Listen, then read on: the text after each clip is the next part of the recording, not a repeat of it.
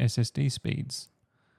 I'm still rocking Gen 4 SSDs. I'm building a new gaming, a new benchmark PC, or like, test bench or whatever you would want to call it.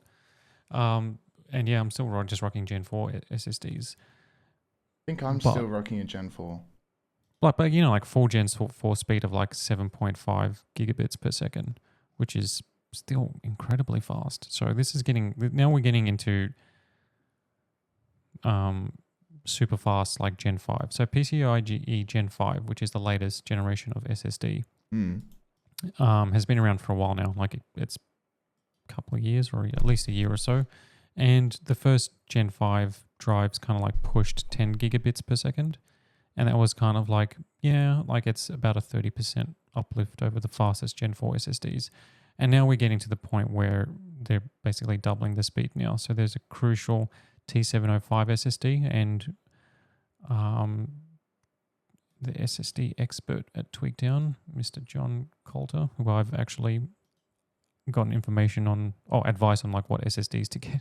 Yeah, he's really good. John is one of the best in the game for SSDs. He's probably the most knowledgeable person on SSDs that I've ever met. Oh, he's would even incredible. likely to meet. So anyway, he reviewed the crucial T700 SSD, which is a really fast SSD. It's like the fastest like retail SSD for like PC gaming and things like that for PC, like an off-the-shelf SSD. And that was fast. But it looks like Crucial, who's launching a T705 model, which is going to push 14.5 gigabits per second read speeds, sequential read speeds, which would effectively be double the read speed of like a Gen 4 drive now. Now, my issue with Gen 5 drives is just physics, right? Because the faster these things go in terms of like read speeds, the more heat they generate. That's why they got heat sinks now. Yeah, there's active cooling on them now. Yeah. There's like fans, ones with fans. We saw them at Computex. Yeah, we saw like an AIO, right? Like, the CPU liquid cooling that has like a radiator that it connects off the thing. Wasn't that for a PS5? Was it? Do you remember that one where you were just like, "What the hell is this thing?" Yeah, it was like I think it was like there was one with a chunky heatsink for PS5. Yeah. But there was one that we saw that in a PC that had like the AIO, tiny like little fan cooler, and then I had like a radiator, like like the water cooling cable coming off and stuff. And they do have like tiny little fans, yeah. And the reason is because because once you hit that speed of like what this can hit, which is 14.5 gigabytes per second, is that the temperature hits a certain threshold, right? And if there is insufficient cooling, then it's not going to just melt, because most you hit its thermal ceiling. And then it's just going to just throttle instantly. And so this one isn't too bad, but like you just need a lot more room for these drives, I think, than previously. So that's kind of like what has stopped me from going the PCIe Gen 5 route. But if it's like double the speed, it kind of like it's starting to get to the point where it's like, oof, maybe it's time to upgrade. See, now my next question is, what the hell are you doing to be needing to, like, as a gamer, what game is pushing 14 gigabytes per second? When are these SSDs getting stressed? It's not necessarily for gaming. Like, I would have this as like my main Windows drive, so things would just be like boom, everything's being read. Everything's boom already. Yeah, I know, but still, it'd be even boom boom. You know what I mean? Like, I restart my computer in less than 30 seconds. Yeah, I know, but it's like, how much quicker can it get?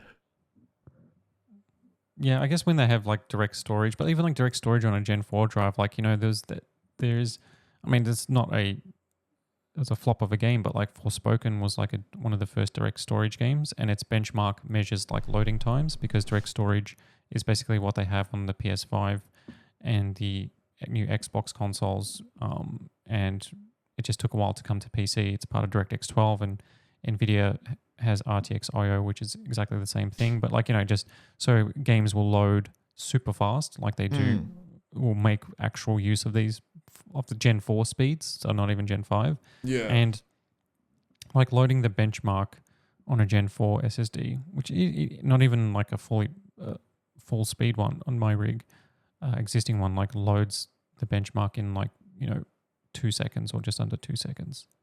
Yeah, I just looked up, and John gave me this for free, which I thought was just insane. A Galax, which at the time was one of the best, Galax Hof Pro SSDs at M.2 2 terabyte Gen 4. And my question is, with all of these, Team Group's got one. MSI is going to have one with 14 gigabits per second. Sabrent has got one as well, 14 gigabytes per second. So like it looks like this year, like there's got all the major players. Like you got Crucial, which is Micron, which obviously is like a leader in storage technology.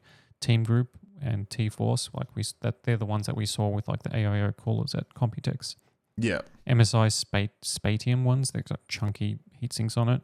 Can you take the heat sinks off? Yeah, you can buy them without heat sinks. Because with my motherboard, I was about to say, like, would these drives work with just like the motherboard, like padding and that's exactly what I was about to ask you. Because I got like because they're chunky, man. In the new rig is like a ASUS one that they sent, which is I've never seen one this top of the line with like the big. They had like a big reflective like panel that you unscrew, and it's got like the SSD slots underneath, and they all have like decent thermal padding and it's like a heatsink on it. So I'm like, is it a Hero 9? Is it the Hero? Yeah, it's one of the Hero. It's got to be. I don't even know what they're up to. I think I have a Hero 9. Yeah, so like they sell like SSDs without heat sinks because of motherboards that have these cooling like thermal things in there. So like, if it's just like an SSD slot that, on some motherboards, like, not all of them have it. And it's just, like a heat sink. If it's a fast one, makes sense. But it seems that like with Gen 5, you need,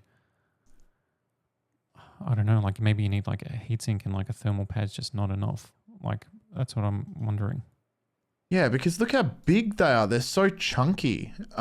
Just for the audio listeners, like, head onto the YouTube. There'll be images of what we're talking about here. But they're still smaller than what hard drives used to be. Like there's big chunky platters and stuff. So, but yeah, like compared to just that like little thing that you just put on your motherboard, it's like having like a big heat, or even like one with like a fan on it is just like, it just seems like antithetical to what people really want.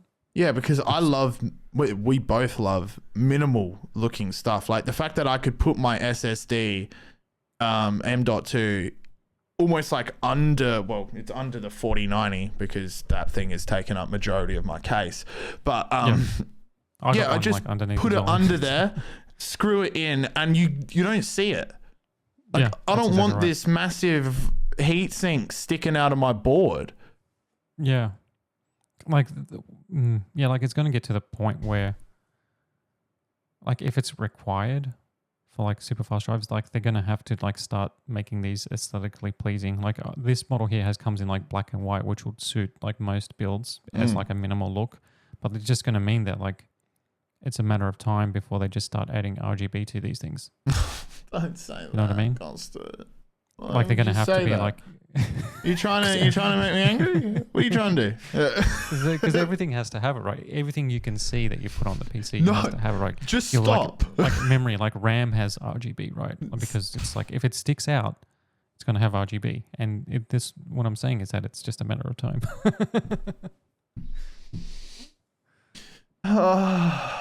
You're right. It is a matter of time before the Gen 5s have RGB.